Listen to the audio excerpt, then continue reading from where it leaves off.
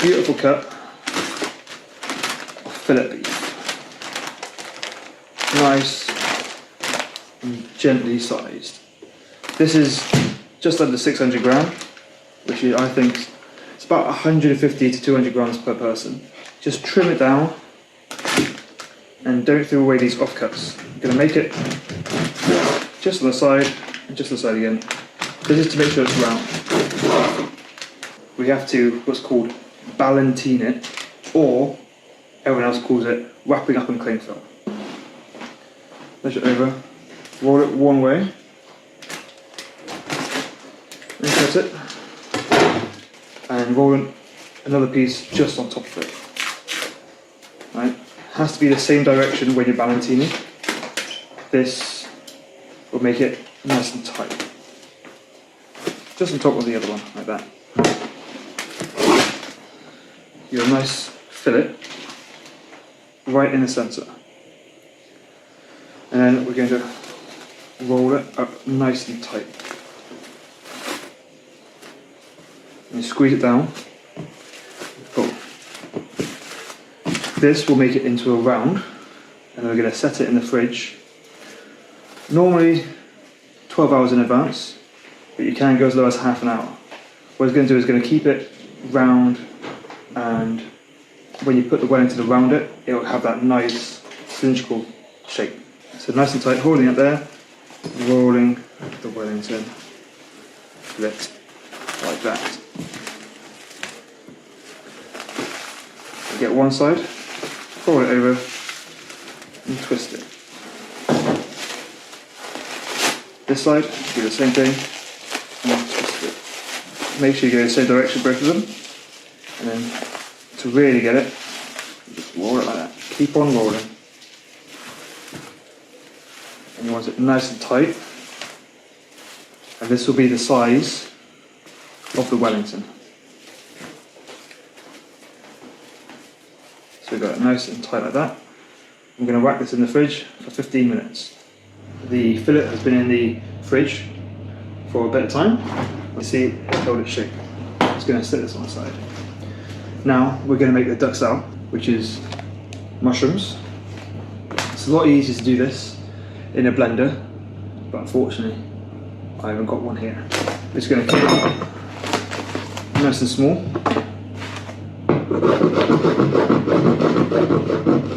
And then we're going to get all the juices out of them in a pan. So kind of frying it off without having any additional liquids in there. No oil, no butter. However, we are going to add some aromatics, being thyme and garlic. This is going to give it a nice extra taste. Before that, we're going to seal the fillet off. So now we're going to get a steaming hot pan. You can see the vapour coming off, and the fillet. And we're going to quickly seal each side of the fillet in this steaming hot pan.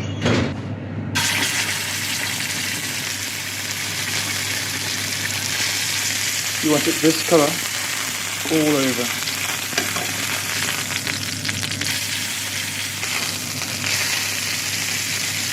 While resting, this is when you want to put a nice bit of salt on it and some of the herbs. So at the moment we have rosemary and thyme, and we're going to salt it and just cover it all up. Leave it for about 5-10 minutes, make sure it's absorbed and all the juices are still inside of it. We're holding it in place with the tongs to make sure it doesn't go any wider. Then we're going to cover it in Maldon sea salt. This is the salt that you will see in all good restaurants. They will always use Maldon. Very particular kind of salt. It's nice and thick. So we're going to cover it with just the salt. Just squeeze it up. Then we're going to leave it for 10-15 minutes covered in all this goodness. Cling film the whole board. Put it in the fridge.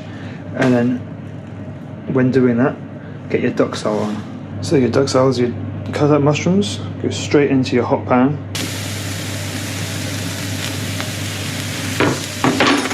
You want to hear that noise.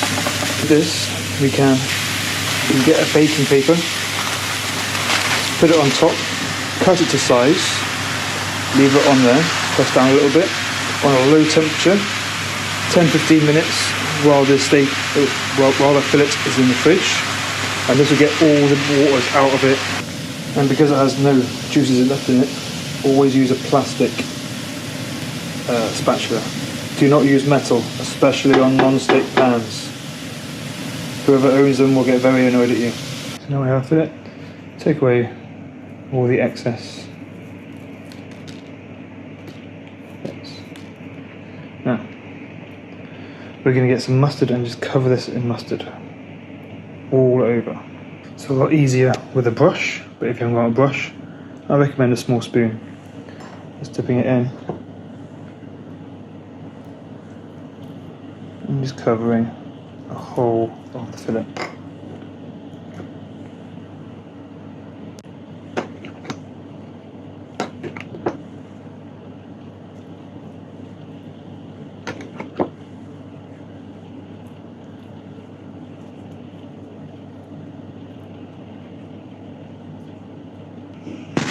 When it's covered like this, just going to put it to the side or in the fridge as long as it's cooled down, and then we'll make the pancake mix for the duck sal.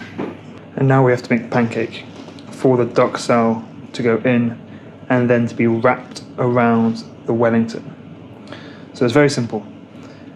Equal parts milk, flour and egg.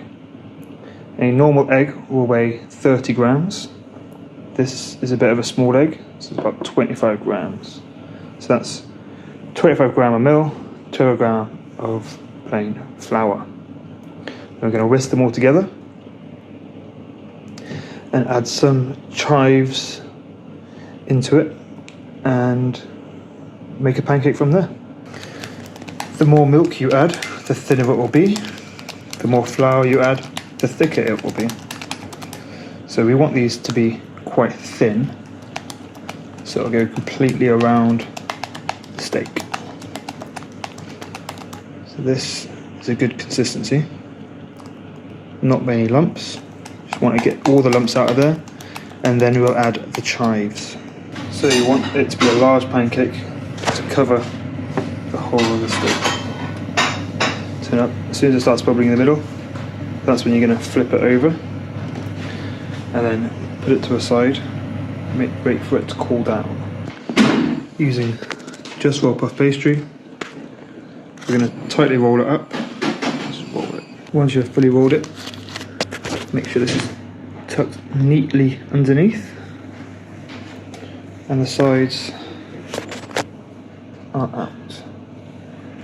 Then we are going to cut across right close to the bottom there. Make sure it's tight. Flaps it down. Trim away the sides, folding them on themselves. Now we are going to wash this in ink and draw patterns on it. Jeez! You need gloves. You need gloves. Yeah. Nice and close. So we know it's overlapped here, so that is going to be pastry inside about an inch or so in. Yeah. So that's 1 mark, 2, 3, 4. Let's put the first one about that. Nice. And it's going to be, we want it to be medium rare. It's been in there for 30 to 35 minutes, so it should be. You want to be doing it with a utility knife and holding it backwards. Yeah. If you don't, the bottom part could break off. Okay. See how that... As Mary says, you don't want a soggy bottom. You don't want a soggy bottom. Oh dear.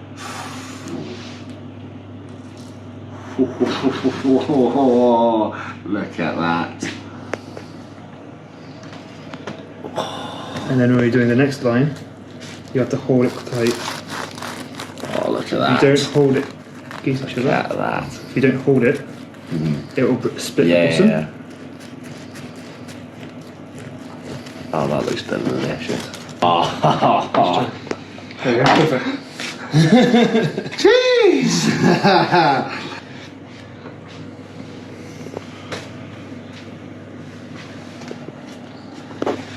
then you go get a fucking drink.